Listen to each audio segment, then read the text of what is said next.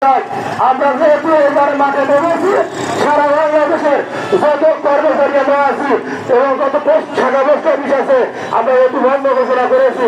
এই বন্ধ থাকবে থাকবে থাকবে, দাবি না বাস্তবায়ন হওয়া পর্যন্ত এই দাবি এই শাখা অফিস বন্ধ থাকবে। আপনারা কেউ ভয় করবেন না, আপনারা আপনাদের জায়গা থেকে আপনারা অটুট থাকবেন। আপনাদের শক্তি আমাদের মুক্তি। আপনারা আপনাদের অনুষ্ঠানে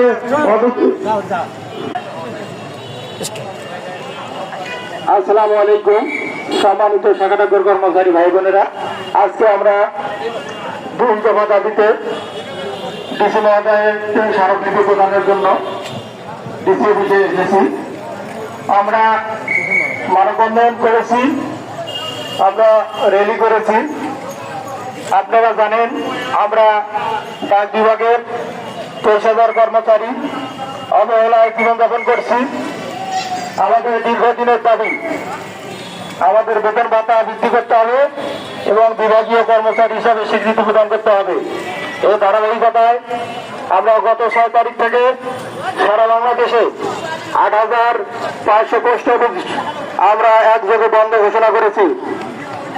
শুধু বন্ধ ঘোষণা করে আমরা বসে নাই, আমরা সারা বাংলাদেশে মানববন্ধন, মিছিল, মিটিং সহ মাননীয় প্রধানমন্ত্রী বরাবর স্মারকলিপি প্রদান করেছি বিভিন্নভাবে। সেই ধারাবাহিকতায় আজকে আমরা গাইবান্ধা এসেছি। আমাদের মাননীয় ডিসি মহোদয়ের মাধ্যমে আমাদের এই দুর্দশা এবং আমাদের এই 2 দফা দাবি যাতে করে আমাদের মাননীয় ডিসি মহোদয় প্রধানমন্ত্রী বরাবর প্রেরণ করেন এবং আমাদের এই দাবিগুলো বাস্তবায়ন করে নেন। আমরা চাই আমাদের আমরা যে সামান্য 4,000 টাকা যে বেতন ভাতা পাই, এটা একটা গণতান্ত্রিক দেশে কখনোই কাম্য নয়। কারণ 4,000 টাকা দিয়ে বর্তমান মানুষের কোনোভাবেই চলানো সম্ভব না।